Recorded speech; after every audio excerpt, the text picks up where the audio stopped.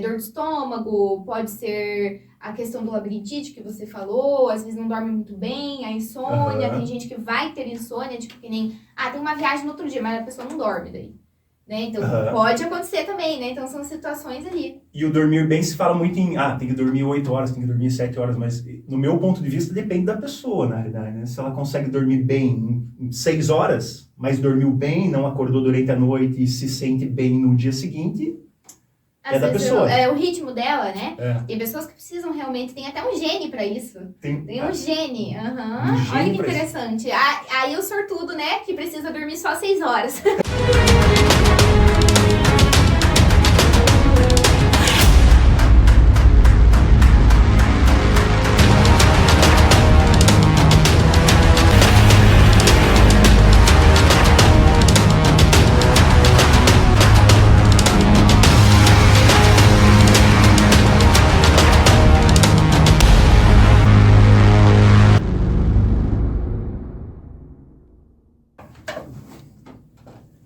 Olá pessoal, tudo bem? Estamos aqui para mais uma live da DigiExer. Lembrando que as redes sociais da DigiExer vêm trazer cada vez mais informação sobre saúde, qualidade de vida, comportamento.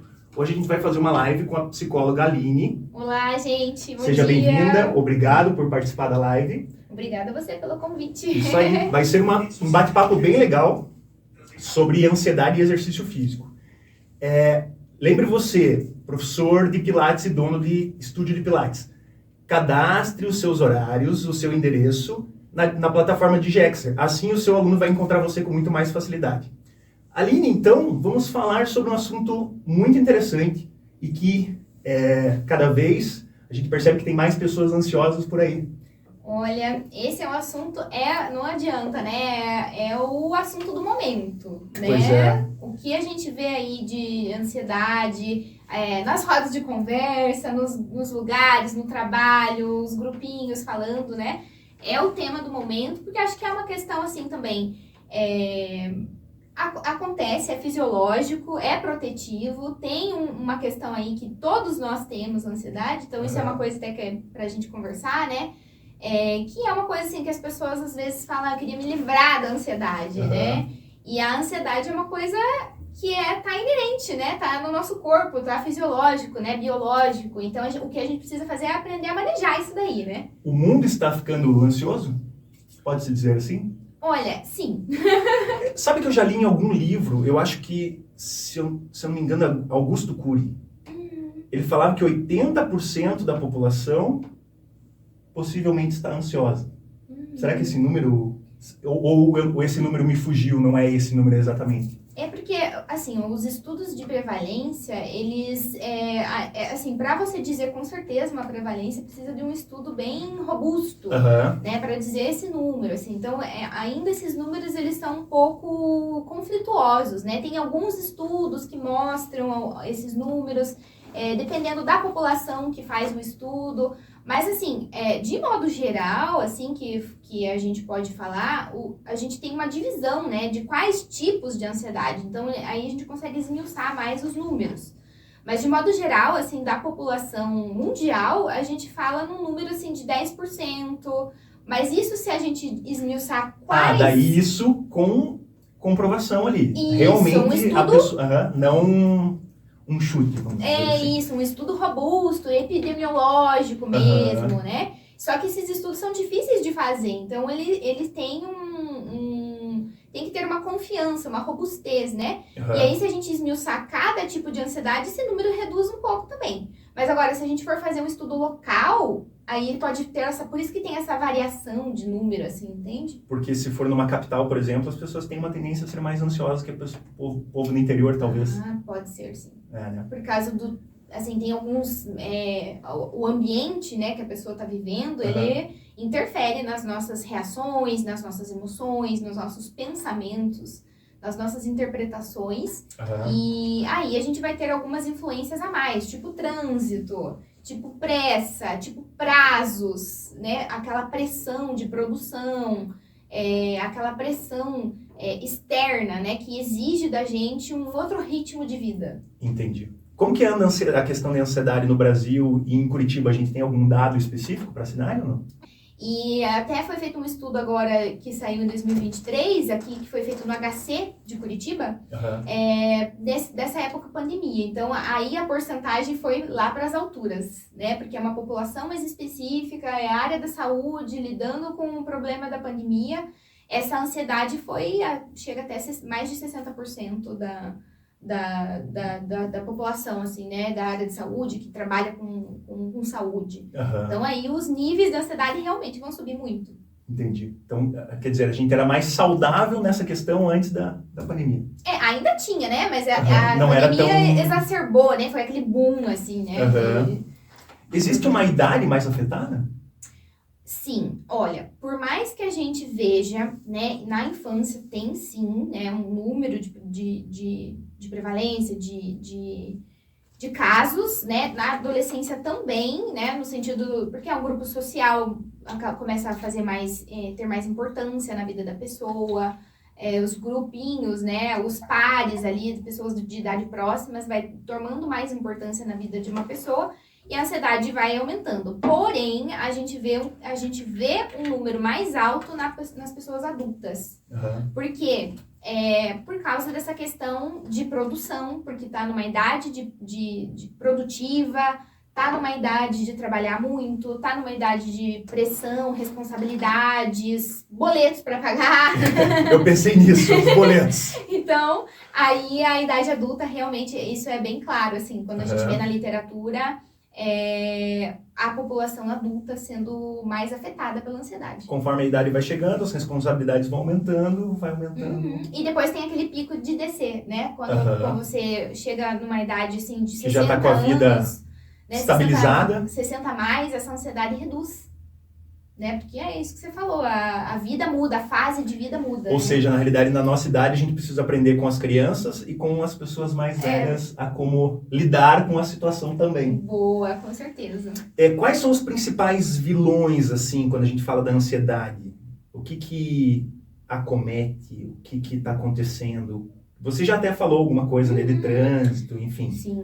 Boletos, né? A responsabilidade em si, né? Mas assim, não é que a responsabilidade em si é uma coisa ruim, né? Não entenda errado, né? Digamos assim, a responsabilidade faz parte da vida, é importante, é estruturante, socialmente e internamente como indivíduo, né? Como pessoa. Mas sim, acontece algumas coisas que vai influenciar, que vai ter um impacto maior. Então, uma delas, que nem eu falei, né? O trânsito, a pressão, né? Pressão externa, que a gente chama, são coisas de fora de nós, né? O nosso trabalho, que exige... Mas, assim, trânsito, pessoas de fora, às vezes conflitos, né? De relacionamento, às vezes na família, ou às vezes em relacionamentos no trabalho, relacionamentos...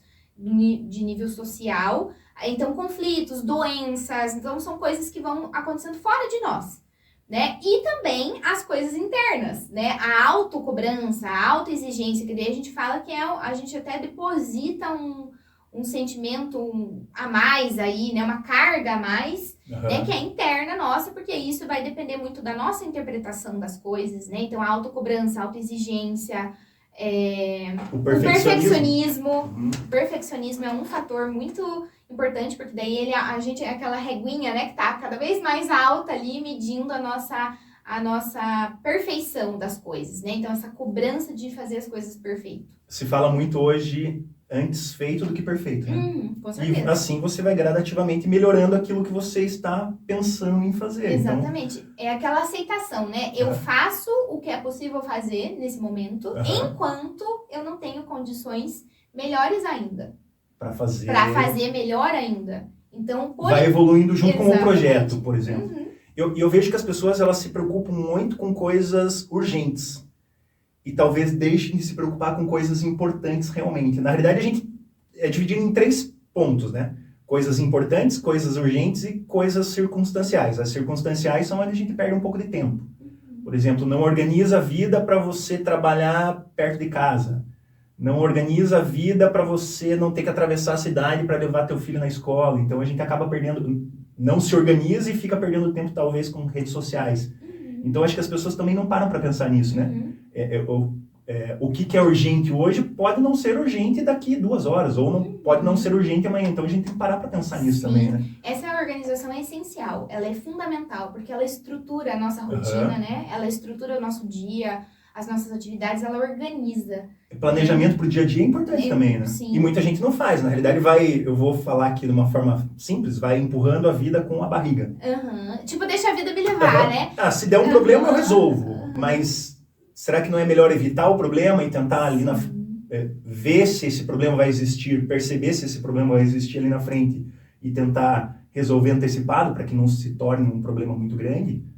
Acho que isso também é um fator que causa ansiedade. Sim, sim. Assim, a ansiedade tem essa questão, né, do e se, né, um pensamento clássico aí, e se acontecer tal coisa, e se acontecer aquilo, e se... É muito e se, porque a pessoa fica tentando projetar, então isso também pode ser um fator. Mas o que é importante? Eu acho que o que você está falando é importante, sim, de se pensar. Então, por exemplo, se eu faço muitas perguntas e se... Aí a gente precisa checar o que é plausível e o que não é. Então, o que é real, o que é palpável, concreto ali naquela situação.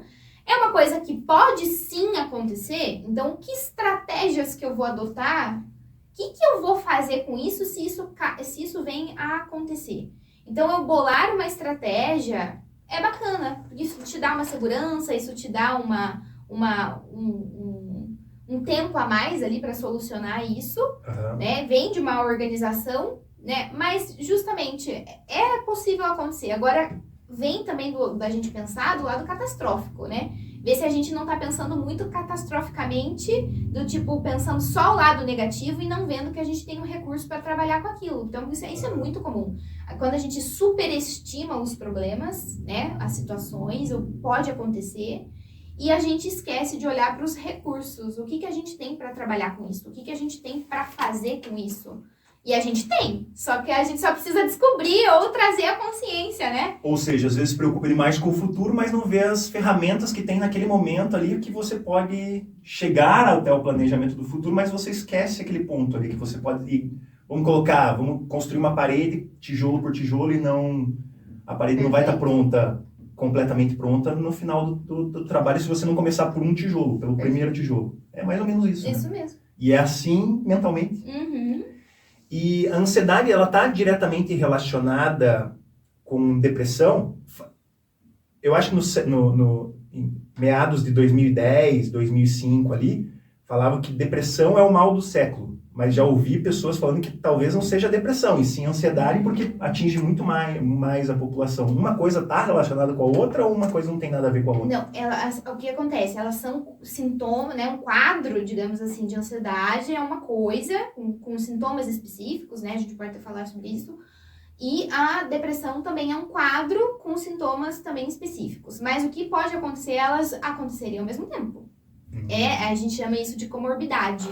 Então, a ansiedade não é uma fase anterior à depressão. Não. Elas podem coexistir. Elas podem existir ao mesmo tempo, ela pode estar acontecendo ali no mesmo tempo. A gente tem critérios, né? Às vezes, a pessoa está com uma depressão, mas com um quadro ansioso junto, né? Então, ela pode existir ao mesmo tempo.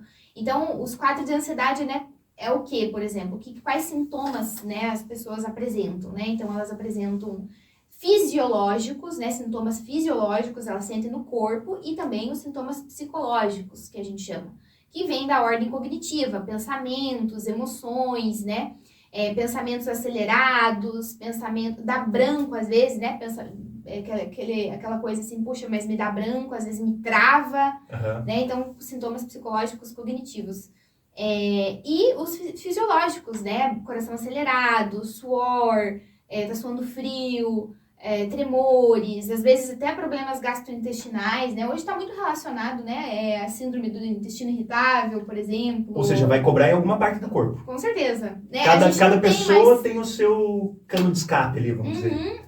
A gente não tem mais isso separado, né? O que é da mente, o que é do corpo, as coisas são entrelaçadas, né? A gente sente tanto no corpo quanto na nossa mente, né? Relacionado aos nossos pensamentos. Então, essas inflamações, né, que podem acontecer. Então, tem sintomas no corpo. A questão do sono, né? Isso é uma coisa bem relacionada também, né? Que você estava falando até da depressão e tal. Então, assim, o sono, ele pode... A gente não sabe o que vem antes, né? Se a ansiedade faz a pessoa perder o sono ou o sono atrapalha a tal ponto o corpo, né, de uma sobrecarga que a pessoa pode começar a ter sintomas psicológicos também, né? Então, insônia, agitação, problemas para dormir, problemas até da ordem sexual. Então, sim, a ansiedade atrapalha muitas coisas, né? Muitas facetas ali. E, na realidade, assim, você se conhece? Eu acho que eu me conheço, na realidade. Talvez a minha ansiedade me cobre no pescoço, na tensão que eu tenho na região do pescoço. Eu acho que é aqui o problema. E quando é um caso mais grave, eu tenho crises de labirintite. Eu também tenho isso. A gente começa a perceber, né? Por exemplo, eu tenho receio de viajar de avião. Eu fico ansioso, eu não deixo de viajar, porque, afinal de contas, o que você vai receber depois de uma viagem de avião é legal, normalmente eu viajo a passeio, então eu não deixo de viajar de avião. Mas os dias que antecedem e durante ali eu fico ansioso, fico mal. Então, a gente tem coisas que faz que ataca talvez a ansiedade, né? Sim. A gente chama isso, né, no senso comum, de gatilho, né? Gatilho. O que é o gatilho? O gatilho é um evento que desencadeia. É um evento que desencadeia sintomas, desencadeia sinais no nosso corpo. Então, uma situação de trabalho, uma apresentação, que nem você falou do avião, uma viagem, são coisas externas que acontecem, são situações que acionam, que despertam, que desencadeiam. Não quer dizer que a pessoa é ansiosa, mas tem um momento ansioso ali dentro. Sim. Mas é que nem eu falei, né? A gente tem algumas coisas que nem você falou, vai pegar no calcanhar de Aquiles, né? Vai pegar em você coisas que você mais sente, né? Ou situações que você são mais sensível, digamos, né? Aí, o que acontece? A gente vai despertar na gente isso, né? São situações que acontecem que vão desencadear esses sintomas. Então, em mim pode ser dor de estômago, pode ser a questão do labirintite que você falou, às vezes não dorme muito bem, a insônia, tem gente que vai ter insônia, tipo que nem, tem uma viagem no outro dia, mas a pessoa não dorme daí. Né? Então, pode acontecer também, né? Então, são situações ali. E o dormir bem se fala muito em, tem que dormir 8 horas, tem que dormir 7 horas, mas no meu ponto de vista depende da pessoa, na realidade, né? Se ela consegue dormir bem em 6 horas, mas dormiu bem, não acordou durante a noite e se sente bem no dia seguinte, às da pessoa. O ritmo dela, né? Tem pessoas que precisam realmente, tem até um gene pra isso. Tem um gene. Olha que interessante. Aí o sortudo, né, que precisa dormir só 6 horas. Porque assim, né, tem pessoas que vai precisar dormir menos e vai ter pessoas que vai precisar mais. A pessoa tem que se conhecer. Que nem você me perguntou isso, né, se você se conhece. Eu acho que eu me conheço também. Eu sinto algumas coisas, eu consigo entender, eu observo e já vejo. Então, por exemplo, eu sou uma pessoa que precisa dormir um pouco mais. Senão eu já não fico bem, sabe? Mas, claro, a gente maneja isso no sentido, assim, precisa trabalhar, precisa produzir. Então, às vezes, a gente não consegue dar tudo o que o corpo precisa. O que o corpo tá pedindo pra você. Mas ali, é que nem eu sempre falo, né? A gente não precisa estar no 0, mas a gente também não precisa estar no 100. E tudo é treinável, será? Nesse caso é treinável também? Sim. Dá pra você dá reduzir gradativamente. Eu preciso reduzir as minhas horas de sono de 8 para 6. E vai reduzindo gradativamente. Será que o corpo aceita? Será? Nesse caso, assim, eu acho que a longo prazo isso tem um preço. Tá? Eu acho que, assim, por que eu falo isso, né? Porque os estudos, eles mostram que a pessoa precisa dormir no mínimo 6 horas. Né? E aí entra no que você falou, tem pessoas que vão ficar bem com 6 horas, mas a grande maioria não. É por isso que eu falei, os sortudos, né, das 6 horas são poucos. Né? A maioria das pessoas, ela vai precisar ali de umas 7 horas, né, no mínimo. E aí tem pessoas que vai precisar de 8 horas, por exemplo. Eu sou das 8 horas. Nada mais que 10, tá? 10 é demais. Daí 10 tem as pessoas que falam que não, né? Já entra preguiça aí. Vamos falar agora, vamos começar a misturar esses assuntos. O quanto o exercício físico, ou atividade física, ou esporte pode contribuir para essa melhora da ansiedade. Então, vamos pensar esportes, pode ser de alto rendimento ou não. Aquela pessoa que pratica esporte, participa de uns campeonatos. O exercício físico, que é aquele prescrito por um profissional, que a pessoa faz para melhorar a condição física. E a atividade física que é aquela de lazer. Eu vou jogar um futebolzinho no final de semana, vou jogar uma partida de tênis, vou sair para pedalar, enfim. Uhum. Então, assim, né, que nem você falou, tem algumas coisas que a gente pode manejar, né? A gente pode aprender a lidar e manejar a ansiedade e o estresse, né? Que estão muito interligados. Uma delas é o exercício físico, né? A gente tem algumas coisas, como a gente falou de dormir bem. Dormir bem também é uma coisa que regula o nosso corpo, que regula a nossa ansiedade. As pausas, né? Os descansos, eles são muito importantes. E o exercício físico é uma delas e ele é muito, muito, muito importante. Tem estudos bem sólidos mostrando os benefícios do exercício físico no corpo, né? Que você pode até falar pra gente, mas no cérebro também. Né? Então, isso é uma coisa muito... Já tem bastante estudo que fala sobre isso, que mostra essa diferença. Então, na nossa cognição, na nossa memória, na nossa atenção. Então, que nem eu tinha comentado, né, do branco na mente, a pessoa esquece algumas coisas, ou ela se sente desconcentrada, não consegue se concentrar, é um sintoma da ansiedade. O exercício físico, ele vem e regula essa parte toda cognitiva, né? Ele regula a memória, ele regula a atenção. Aí, o que acontece também? Tem uma questão assim, o exercício físico a gente chama de hábito angular. A pessoa, ela constrói um hábito de praticar exercício físico ou algum movimento, alguma atividade, né, física.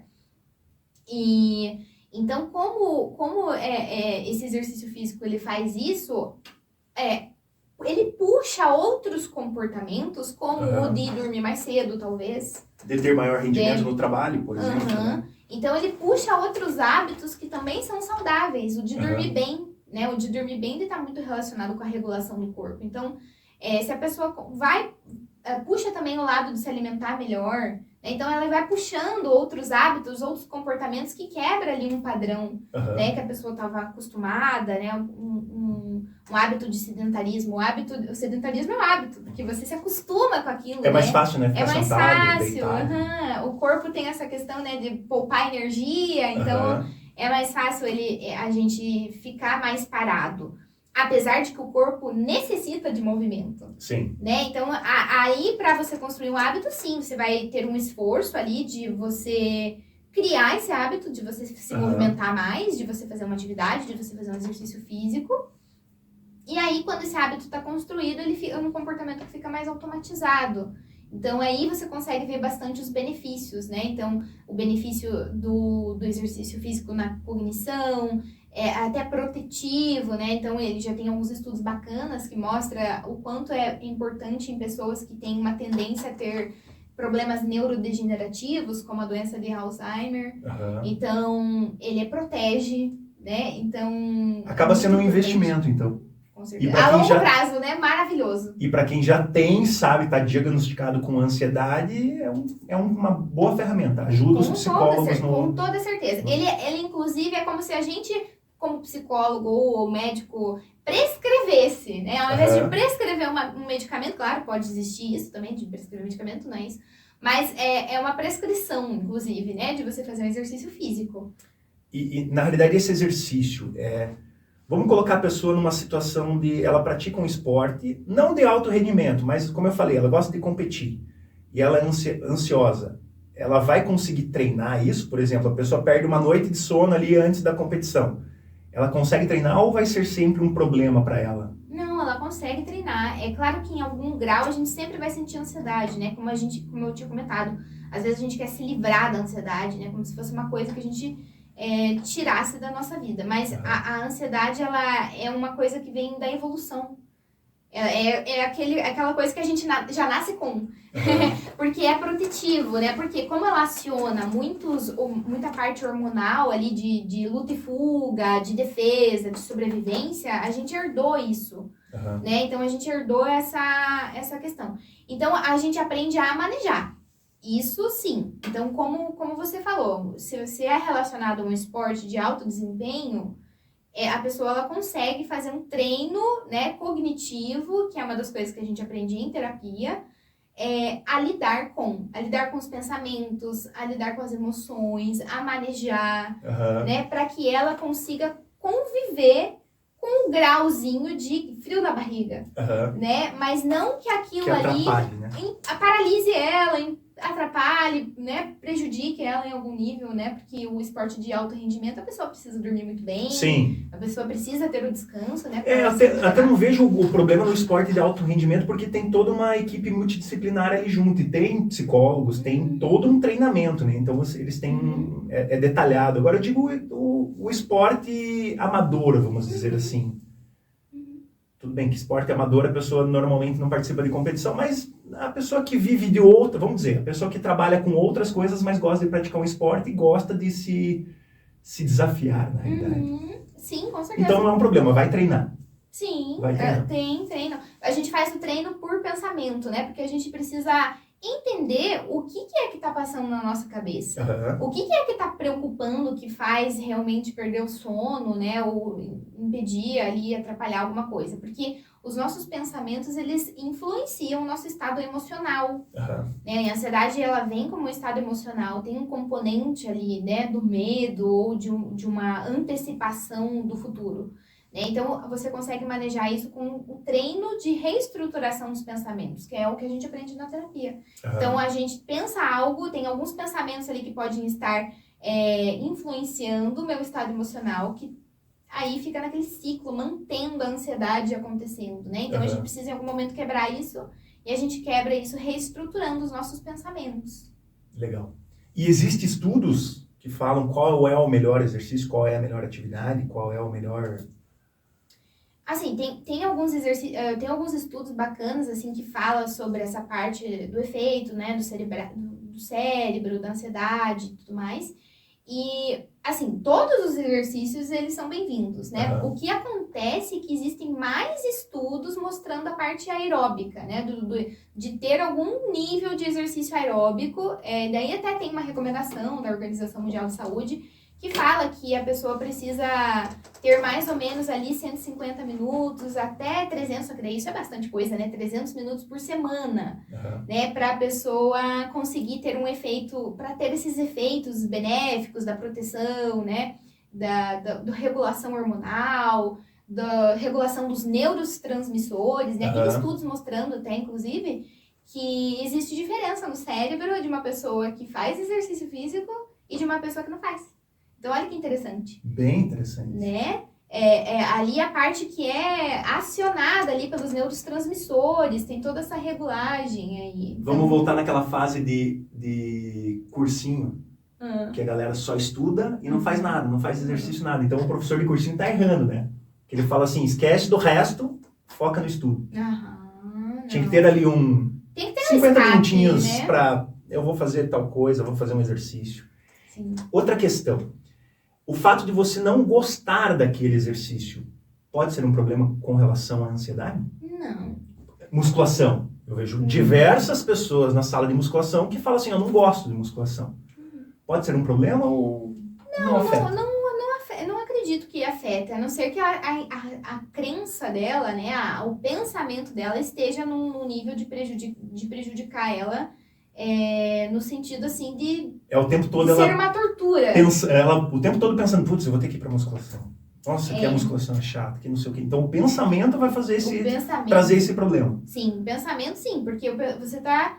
Aquilo ali se torna uma tortura, né? Quem que gosta de viver torturado? Ninguém. Mas assim, eu acho que é bacana o quê, né? Às vezes ela diminui, quem sabe, a quantidade de vezes. Ela manejar isso, né? Ela ter uma estratégia. Então vai 1, 2, 3 vezes na semana e nos outros dias faz algum outro tipo de esporte que ela gosta mais, né? Qualquer esporte que ela se movimente já é muito válido. Já vai trazer benefício para a saúde. Sim. Mas eu costumo falar assim, que existem alguns exercícios que eles são que nem comer, tomar banho e dormir.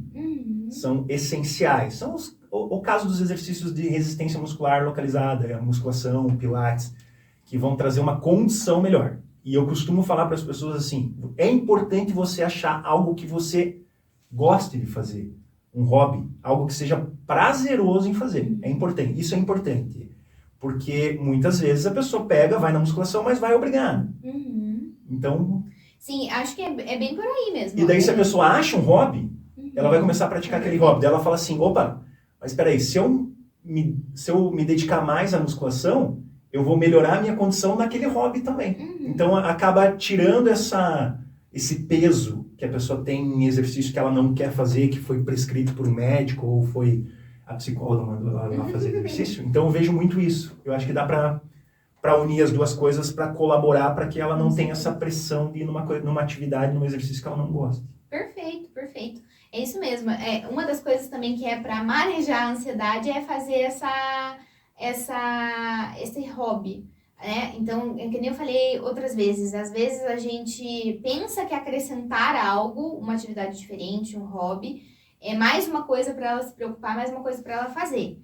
Porém, né, é uma coisa diferente, é uma coisa diferente, separada do trabalho dela, separada da rotina, é uma coisa diferente justamente para trazer esse bem-estar, né? E esse bem-estar que é gerado no corpo, também ela vai sentir os benefícios no corpo, porque tem uma regulação aí do nível do cortisol, que é o hormônio do estresse, né? Enfim. Então, ela vai sentir um benefício que aquilo ali gera para ela, se conectar com esses benefícios. A mesma coisa exercício físico, a pessoa, que nem você comentou, né? Da pessoa não gostar de algum específico e tal, mas o que é bacana para fazer ela persistir ou, de fato, trocar por outro, mas, enfim, ter aquele primeiro passo, aquele primeiro esforço do tipo, eu vou fazer.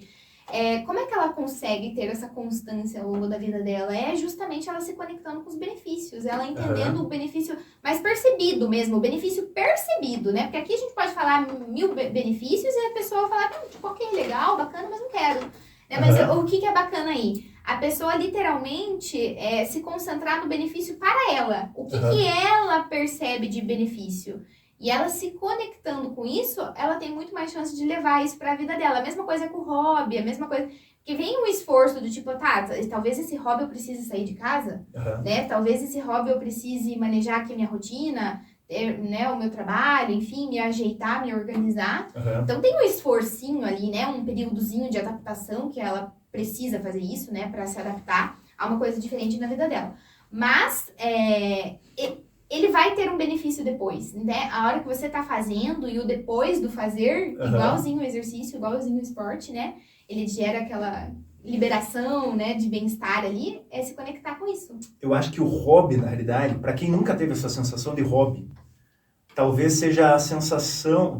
Você vai saber quando você gosta. Você vai fazer de tudo para estar lá naquele momento, mesmo que você tenha que, vamos colocar assim, mover montanhas para estar naquele momento praticando aquele hobby. Eu acho que a pessoa testa. É importante testar várias. Tem tantas modalidades diferentes, tanta coisa diferente para fazer. Tem dança, tem beach tennis, tem ciclismo, tem futebol, tem natação, tem... Eu acho que tem que... A pessoa não pode falar assim, não, mas acho que não gosto. Vai lá e testa, na realidade. Né? Vai ser...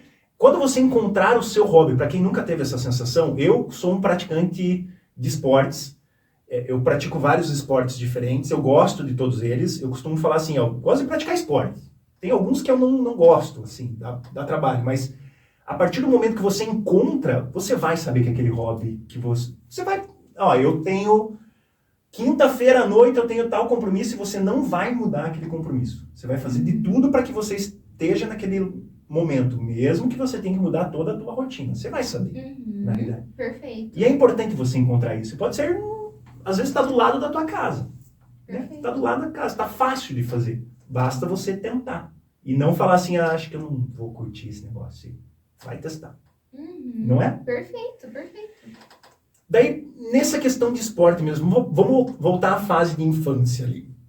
Eu vejo muitos pais que querem que os filhos pratiquem esportes, mas ao mesmo tempo vem aquela cobrança de que o filho tem que ter um desempenho grande no esporte. E eu vejo que essa cobrança, de vez em quando, ela vem muito cedo. Isso pode causar uma ansiedade no futuro? Sim, não só no futuro, como naquele momento ali, né? É complicado porque, assim, como eu estava falando, né? As pressões externas, né? E no mundo da criança... Os pais é a referência, né? Os pais, os avós, né? Enfim, ou os cuidadores, né? Que estão muito próximos ali, nessa fase, que estão... É o mundo dela, né? É o mundo dela, é a referência dela. Então, para ela, aquelas pessoas onde ela se espelha, é onde ela se estrutura, é onde ela se organiza. Então, quando vem essa pressão externa em cima dela, né, de uma forma, às vezes, mais pontual, enfim, ainda assim ela sente essa pressão, né? E aí ela quer agradar o pai, ela quer agradar a mãe, enfim, os avós, e ela se esforça para que aquilo aconteça. Entende? Então, sim, ela pode ser prejudicial, porque ela pode, sim, entrar num nível de sobrecarga aí, que às vezes o corpo dela, cronologicamente, no sentido de maturidade, também não está preparado para aquilo. Existe uma idade que está preparada para mais pressão? Difícil dizer. Eu lembro que eu fiz estágio, muitos anos atrás, na época que as ginastas da seleção brasileira treinavam aqui em Curitiba.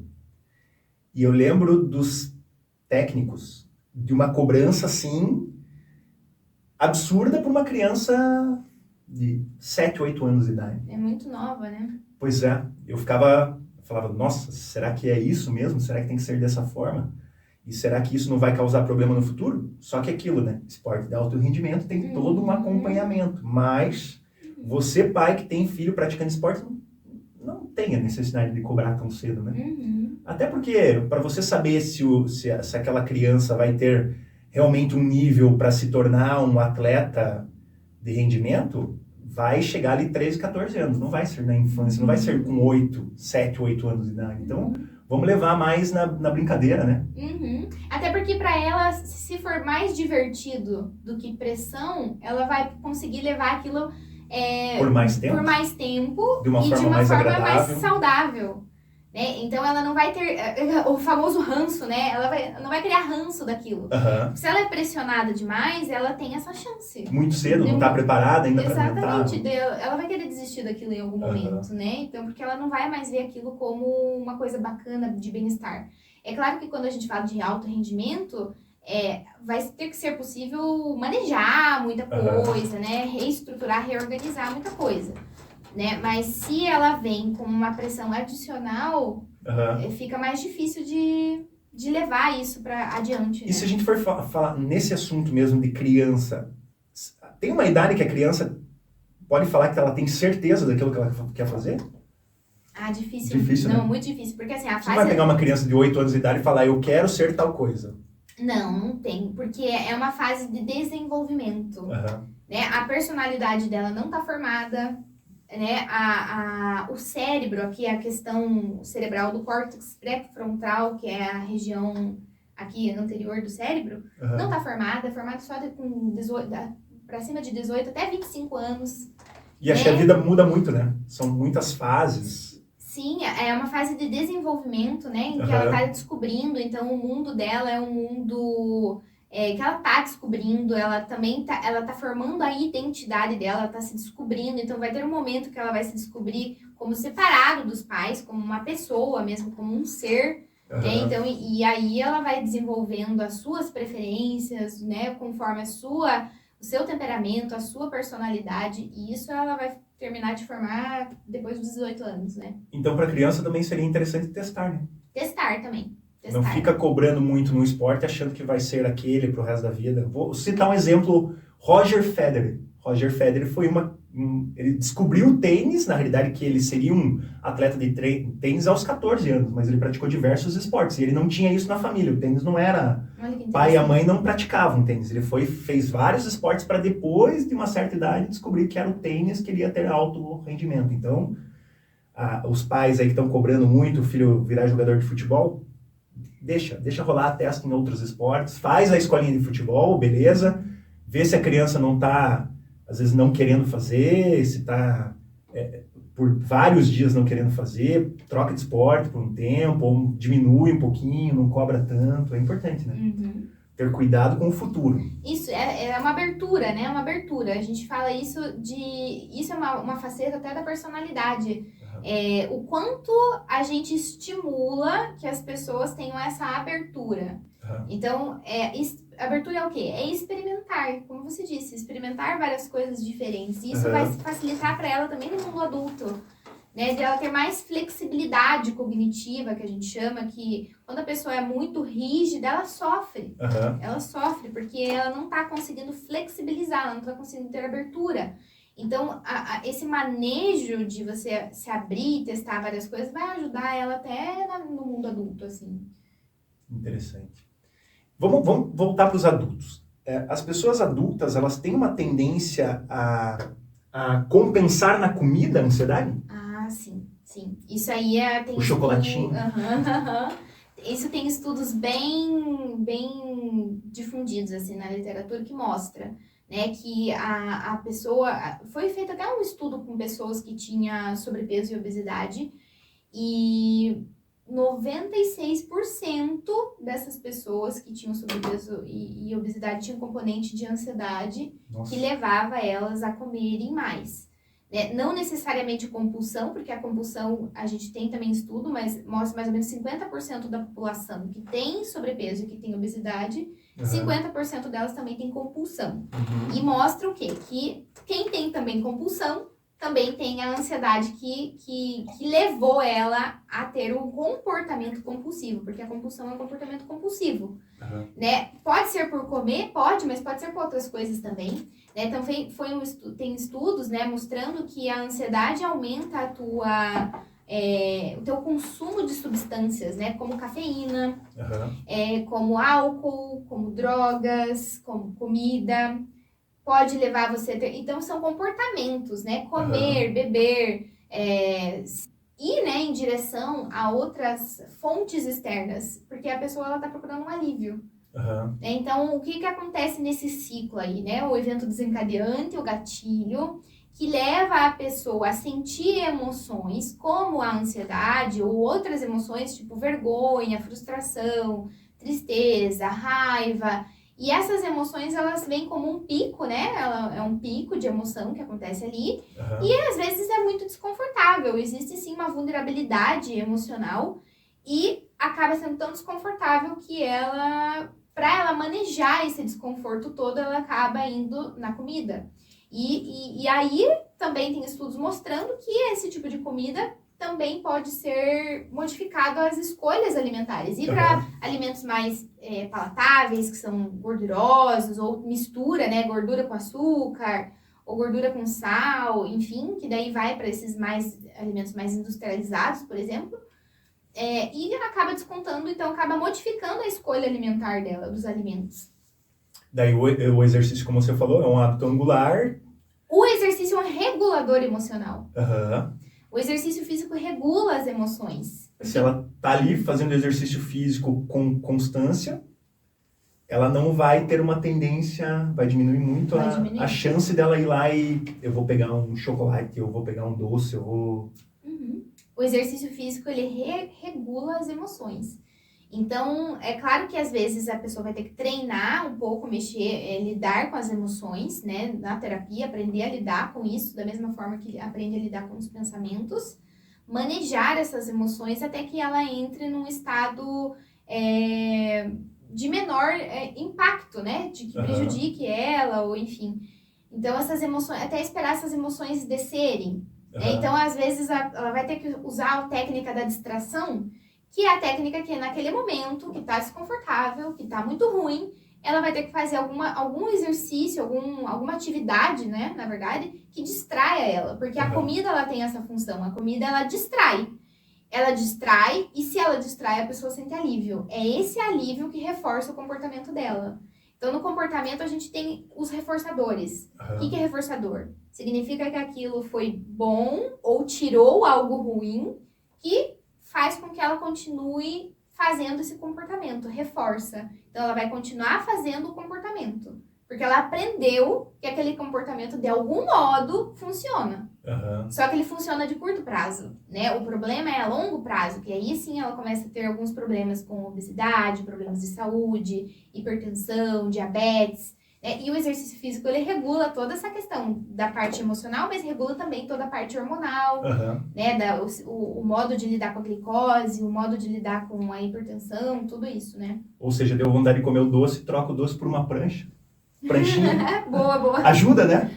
Fazer o exercício físico a gente fala às vezes de correr, sair, dar uma volta, sair, dar uma caminhada, vai na esteira, né?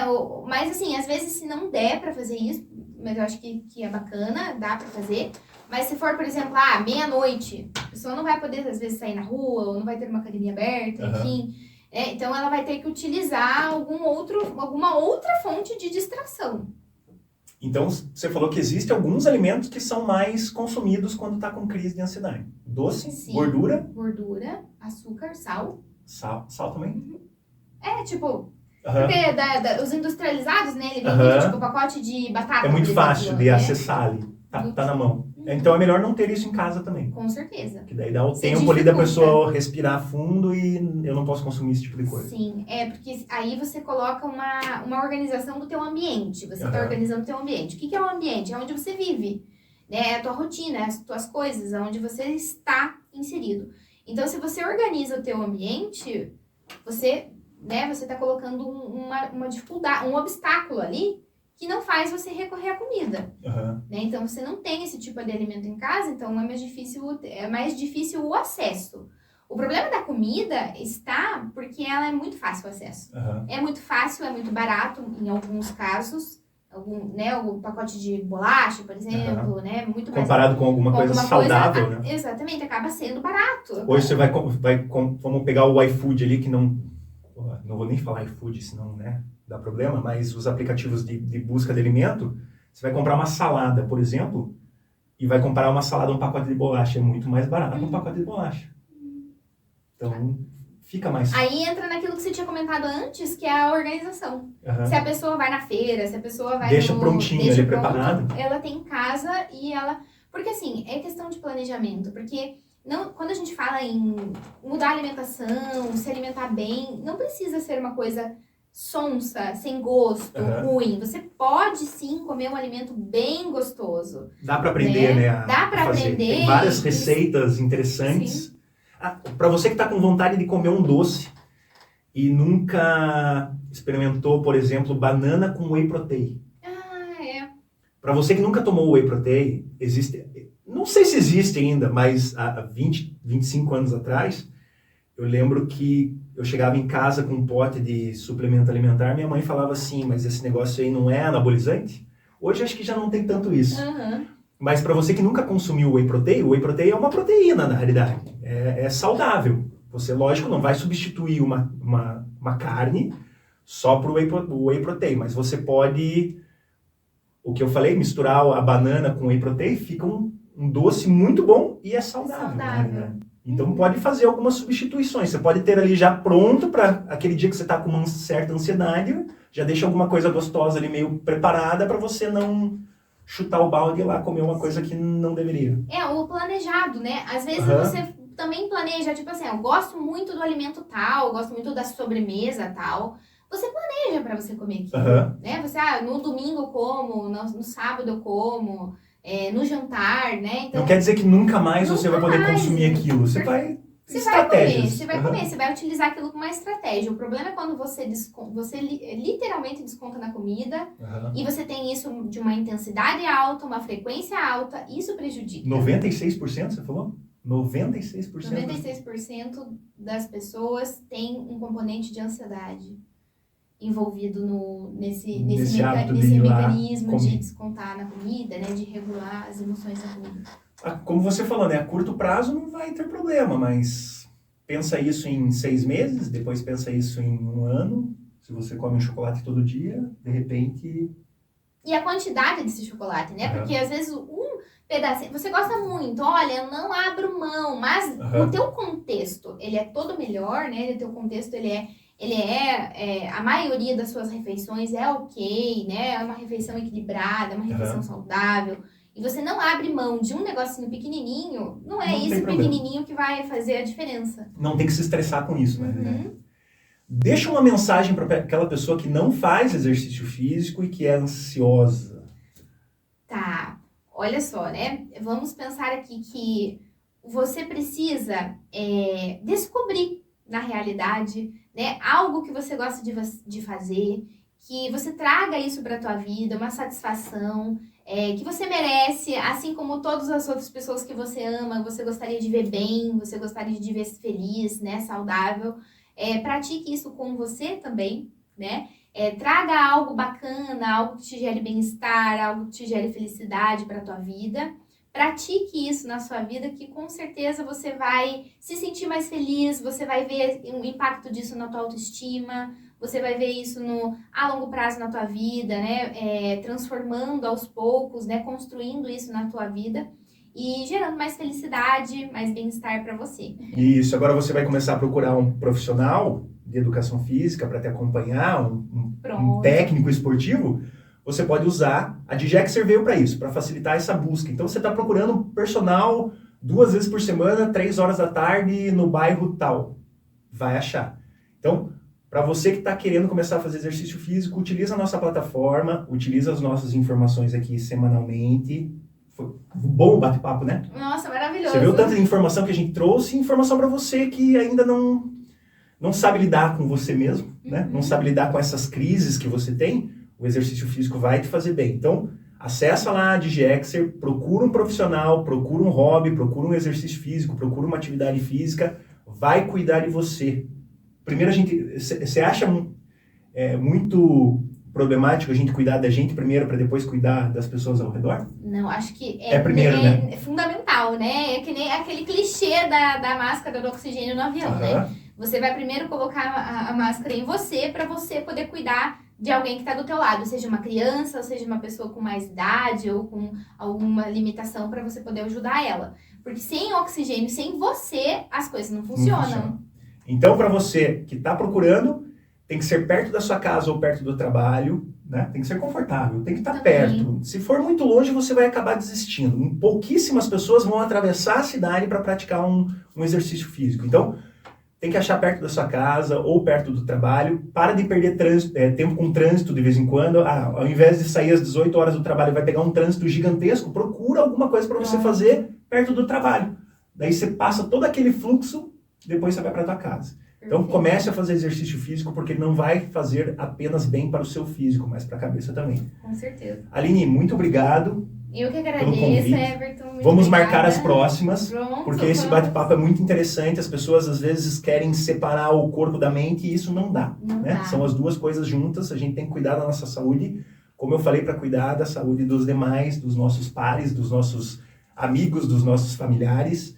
Então, até a próxima live. Muito obrigado. Muito obrigada, Everton. Obrigada, gente. Um abraço. Até mais. Bom final de semana. Tchau, tchau. Até mais.